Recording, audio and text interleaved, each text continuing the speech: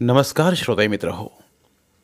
कथारस सादर करत आहे ज्येष्ठ साहित्यिक रामचंद्र सडेकर लिखित कादंबरी हुंदका.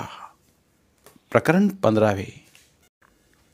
संध्याकाळी वामन आणि बिंदू रेल्वेने ग्रँट रोडला उतरले होते. तेथून बस करून ते वाळकेश्वरला आले होते. लग्ना अगोदर मोटारीशिवाय न फिरणाऱ्या बिंदूने लग्नानंतरचा बदल अंगवळणी पाडून घेतला होता. सुरुवातीला तिला बस आणि रेल्वेचा स्वीकार करणं फार कठीण गेलं होतं. त्यातील गर्दी आणि तिकिटासाठी लागल्या रांगा यांची सवय नव्हती तिला.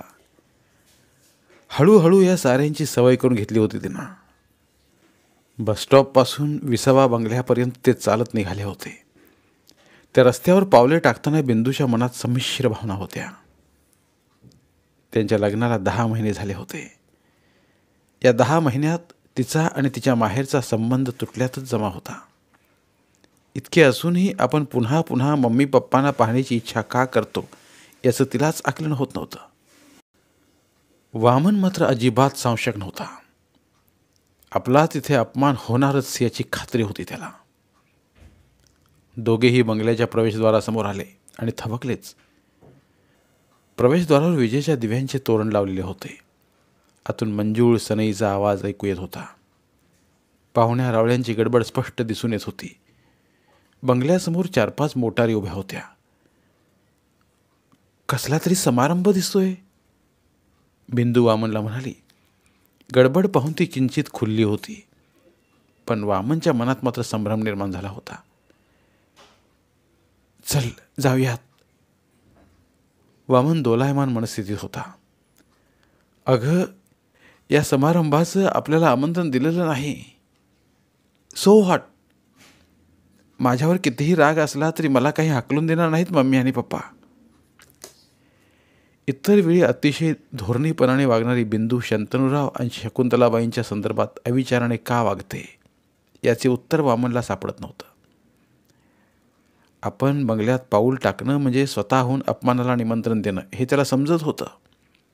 पण त्या क्षणी त्याचा नाईलाज झाला. बिंदूचा आग्रह तो मोडू शकत नव्हता. धडधडत्या अंतकरणानेच तो बिंदू समेत बंगल्यात शिरला होता.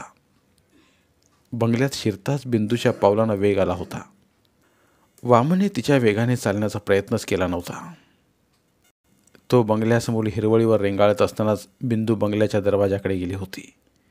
दरवाजातून आत पाऊल टाकताच ती तिला परिचित असल्या भव्य दिवाणखान्यात आली होती. दिवाणखान्यात खूप माणसे जमली होती.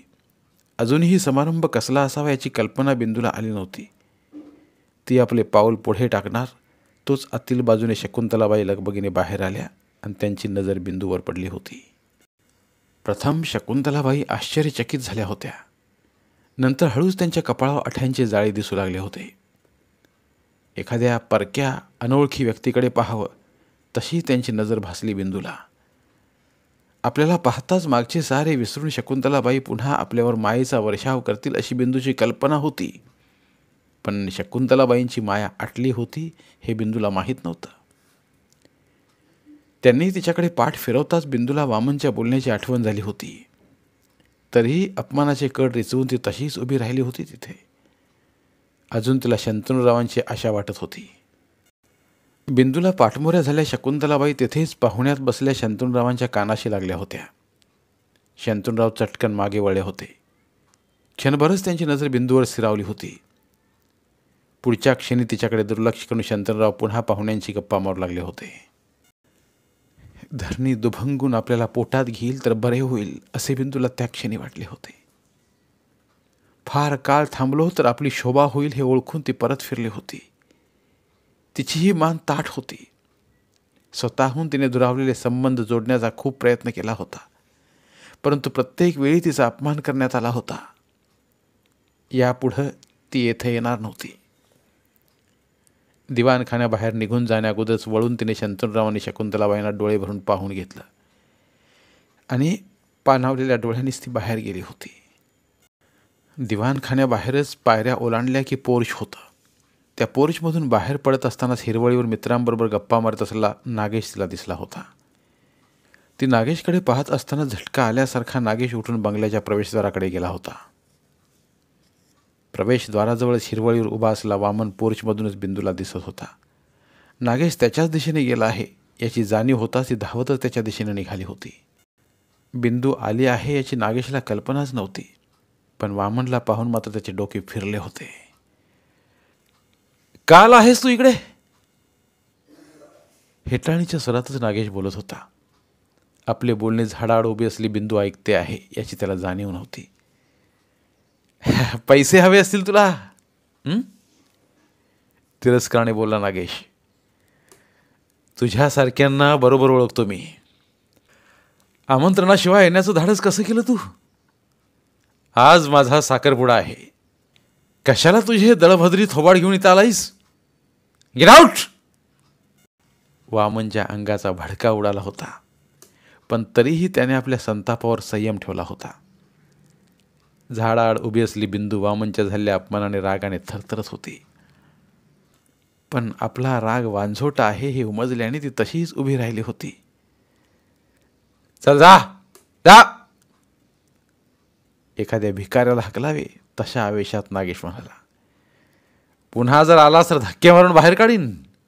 जा! आपला सारा राग वामनने एका औंढ्यासह गिळून टाकला होता. कोण आहे रे? नागेशचा एक मित्र त्याच्या जवळ येत म्हणाला. समारंभ पाहिला की भीक मागण्यासाठी हात पसरणाऱ्यांची संख्या काय कमी आहे मुंबईत? नागेश जोराने म्हणाला आणि ते सारे असह्य होऊन बिंदू झाडाआडून पुढे आली होती. तिला पाहताच नागेश अवाक झाला होता. बिंदूने त्याच्याकडे जळजळीत नजरेने पाहिले होते आणि पुढच्या क्षणी वामनचा हात धरून ती त्याच्यासह बाहेर निघून गेली होती. तिथून दोघंही थेट ग्रँड रोड स्टेशनवर आले होते. परतीच्या प्रवासात वामन एक शब्द बोलला नव्हता बिंदूशी. त्याचा भयंकर अपमान झाला होता. त्याला भिकारी ठरवण्यात आलं होतं. आतून धुमसत होता तो. ती सायंकाळ आपल्यामुळे नासवली गेली म्हणून बिंदू एखाद्या अपराध्यासारखी गप्प बसून राहिली होती. वामनची क्षमा मागण्याचे धैर्य तिला होत नव्हतं. नागेशचा साखरपुडा असूनही आपल्याला बोलावलं नाही याचाच अर्थ पप्पा मम्मीने आपल्याशी असलेलं नातं तोडून टाकलं आहे हे तिला वामनचा अपमान झाल्यानंतर उमजलं होतं. घरी पोचल्यानंतरही वामन अबोल राहिला होता.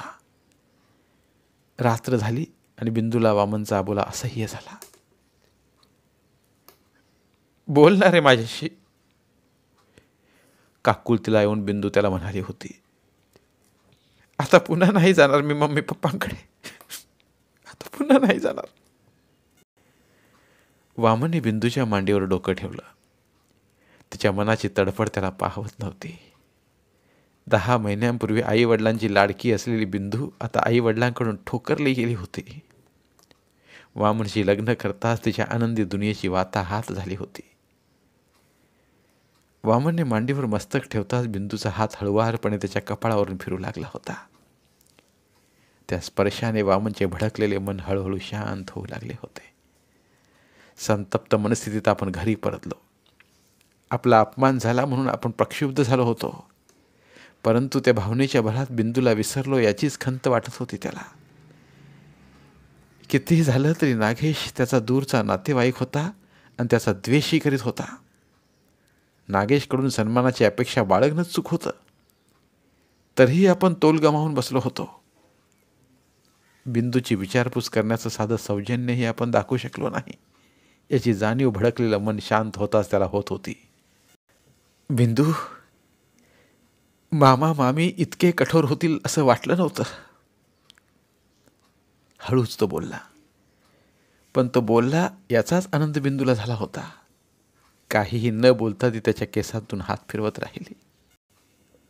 मामा मामी तुला माफ करायला तयार नाहीत. तो विषय नको आता वामन. बिंदूला ती आठवणही नको होती. वामनने चटकन उठून तिच्याकडे पाहिलं. बिंदूचा चेहरा पार उतरला होता. तुझा स्वभाव मानी आहे बिंदू. एकदा आपल्याला लग्नानंतर मामा मम्मीचा अनुभव आला होता. त्यानंतर त्यांनी बोलावलं तरच जाणार असं तू मला म्हणाली होतीस. असं असतानाही तू आज पुन्हा त्यांना भेटण्याचा हट्ट धरलास का? तुझे आई वडील जर जिवंत असते तर मी पप्पा मम्मीकडे गेले नसते रे. म्हणजे यावेळी वडीलधारी माणसं जवळ असली की आधार वाटतो म्हणून. यावेळी तिच्या असंबद्ध बोलण्याने वामन चक्रावून गेला होता. मनस्थिती फार हळवी होते. अशा वेळी वाटतं, काय बडबडते आहेस तू. तिला अडवत वामन जोरात म्हणाला, काही समजेल असं बोल. बिंदू हसली, म्हणाली, बुद्धू आहेस. तरीही वामनचा चेहरा प्रश्नार्थक राहिलेला पाहून तिला जोराने हसू आलं. त्याच्या खांद्यावर हनवटी टेकत त्याच्या कानात ओरडली ती, गाढवा, तू बाप होणार आहेस. प्रथम तिच्या आवाजाने वामन दचकला होता. नंतर तिच्या बोलण्याचा अर्थ ध्यानात येताच त्याच्या चेहऱ्यावर इंद्रधनुष्याचे सप्तरंग प्रकटले होते. मी बाप होणार? कुजबुत्या स्वरात तो म्हणाला, पण त्याच्या स्वरातील आनंद लपला नव्हता. हळूवार हाताने त्याने तिच्या ओटी पोटावरून हात फिरवला. म्हणून तुला मामा मामींची आठवण आली? बिंदूने लाजून होकारार्थी मान हलवली. त्या क्षणी दोघांमध्ये अनपेक्षितपणे निर्माण झाला तणाव नष्ट झाला होता. मला जर अगोदर तू हे सांगितलं असतंस तर मी सरळ जाऊन मामांना भेटलो असतो. तिला आपल्या कवेत घेत वामन म्हणाला, मी उद्या जाऊन भेटतो. नको नको, पुन्हा अपमान करील तो नागेश तुझा. पण तुझ्यासाठी आज दिव्य केलेस तेवढे पुरे. कातर स्वरात बिंदू म्हणाली, पुन्हा तुझा अपमान झाला तर मला सहन नाही होणार. यापुढे मी तुझेच ऐकणार आहे. पप्पा आणि मम्मीला भेटण्याचा हट्ट मी करणार नाही. त्यांना जर वाटले मला भेटावेसे तर त्यांनी स्वतःच आपल्याकडे यावे. आपल्या बाळाचा पायगुण चांगला दिसतोय. तो कसा? तुला शहाणपणा सुचला. बिंदू मंद हसली आणि वामनने ते हास्य आपल्या ओठाने अलगद टिपलं. यादीप्रमाणे आमंत्रण पत्रिका लिहून होताच नागेशने सुटकेचा सुस्कारा सोडला. पप्पा, ऑफिसच्या स्टाफची नावे टाईप करा पाकिटावर. तो लिहिलेल्या पत्रिका शंतनूरावांकडे देत म्हणाला. शंतनूरावांनी डोळ्यावर चष्मा चढवितच नागेशने लिहिलेल्या प्रत्येक नावावरून नजर टाकत पत्रिका बाजूला ठेवल्या. त्यांच्या चेहऱ्यावरचा गंभीर भाव पाहून शकुंतलाबाईंसह नागेश बुचकळ्यात पडला होता. कोणाचे नाव राहिले आहे का पप्पा? नागेशने विचारले. तुला नाही वाटत तसं? शंतनूरावांनी त्यालाच प्रतिप्रश्न केला. नागेश गोंधळला. आमंत्रितांची यादी उचलून त्यावरून त्यानं झरकन नजर टाकली. यादीप्रमाणे सर्वांना आमंत्रण पत्रिका पाठवणार आहोत आपण पप्पा. गोंधळलेला स्वरात तो म्हणाला. यादीतच एक नाव कमी लिहिलं आहेस तू. शंतनूराव खोल आवाजात म्हणाले. खांदे उडवीतच नागेशने शकुंतलाबाईंकडे पाहिलं आणि शकुंतलाबाई चटकन म्हणाल्या, अरे ते नक्कीच बिंदू संबंधात बोलत आहेत. पप्पा, तुम्ही बिंदूला आमंत्रण पत्रिका पाठवावी असं मला वाटतं. शंतनूराव मध्येच म्हणाले. आपला काही संबंध नाही तिच्याशी. नागेश ताठपणे म्हणाला. असं बोलून संबंध तुटत नाहीत नागेश. शंतनूराव कातर स्वरात म्हणाले. अरे 2 वेळा ती स्वतः भेटायला आली, पण आपण तिला अव्हेरलं. त्यावेळी तिचा उद्ध्वस्त झाला चेहरा अजून माझ्या डोळ्यांसमोर आहे. तिची आठवण झाली नाही असा एकही दिवस गेला नाही रे. परवापर्यंत ती आपणा सर्वांना प्रिय होती, आपणा सर्वांना हवीशी होती आणि आता एकदम नकोशी झाली आहे. पण पप्पा, बिंदूबद्दल आपल्या मनात आकस नाही आहे. आपला आक्षेप आहे तो वामनला. बोलता बोलता नागेशच्या चेहऱ्यावर तिरस्कार उमटला होता. तुम्ही अगदी त्याच्यावर विश्वास ठेवला होता. खूप कौतुक होतं तुम्हाला त्याचं. झाली चूक माझी, पण त्याची शिक्षा बिंदूला भोगायला लावू नकोस. माझ्या लग्नात मला वामनचं तोंड सुद्धा पाहायचं नाही आहे. निर्वाणीच्या सुरात नागेश म्हणाला आणि शंतनूरावांनी एक थंडगार सुस्कारा सोडला. फार अडून राहू नकोस नागेश, राव पराभूत आवाजात म्हणाले. माझ्यासाठी तरी बिंदूला लग्नाला बोलावून घे. पत्रिका हवी तर पोस्टानं पाठव, पण पाठवच. नागेशला शंतनूरावांचा राग आला होता. वामन आणि बिंदूशी संबंध तोडायचा निर्णय त्यांचा स्वतःचा होता आणि तेच स्वतःचा निर्णय फिरवीत होते. आधारासाठी त्याने शकुंतलाबाईंकडे पाहिलं आणि बिंदूचा विषय निघताच त्यानेही डोळ्याला पदर लावला दिसताच नापसंतीने खांदे उडवीत एक आमंत्रण पत्रिका समोर ओढली. ऑफिसला न जाता परस्पर कस्टमर्सना भेटी द्यायच्या होत्या म्हणून वामनला घाई नव्हती. तो जेवूनच निघणार होता. बिंदूने त्याच्यासाठी पाटपाणी घेऊन ठेवलं होतं. वामन पहिला घास तोंडात टाकणार तोच पोस्टमनने खिडकीतून पत्रिका आत टाकली होती. प्रतिक्रिया व्यक्त न करता तिने ती पत्रिका बाजूला ठेवून दिली होती. कोणाची ग पत्रिका? जेवता जेवता वामननं विचारलंच तिला. बिंदूने काही उत्तर दिलं नव्हतं, पण तिचे मौन वामनला बोलकं वाटलं होतं. नागेशच्या लग्नाची पत्रिका, पण पोस्टाने पाठवली आहे आपल्याला. पप्पा आणि मम्मी स्वतः आले असते तर जणू लग्नाची शान जाणार होती. तिच्या आवेगाने वामन थक्क झाला होता, परंतु त्याच वेळी शंतनूराव आणि शकुंतलाबाईंना भेटता येत नाही म्हणून ती अंतर्यामी झुरते आहे हेही त्याला जाणवलं होतं. जेवण होईपर्यंत तो काही बोलला नाही. बिंदू तर इवलंसं तोंड करून बसली होती. लग्नाला जायला हवं आपल्याला, टॉवेलला तोंड पुसत वामन म्हणाला आणि बिंदू आश्चर्याने त्याच्याकडे पाहतच राहिली.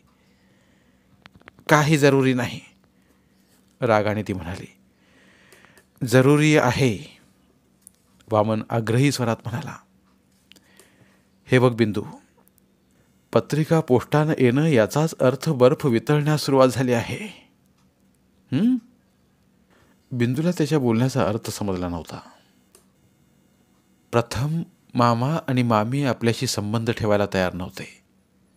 आता त्यांचं मतपरिवर्तन होत आहे हेच ही नागेशची लग्नपत्रिका सांगते आहे. पत्रिका भले पोस्टाने पाठवली असू दे, पण त्यामागचा त्यांचा हेतू पुन्हा संबंध प्रस्थापित करण्याचाच आहे. आता त्याने एक पाऊल पुढे टाकलं असताना तू तुझं पाऊल मागे घेण्यात काय अर्थ आहे? म्हणूनच आपण लग्नाला जाऊ.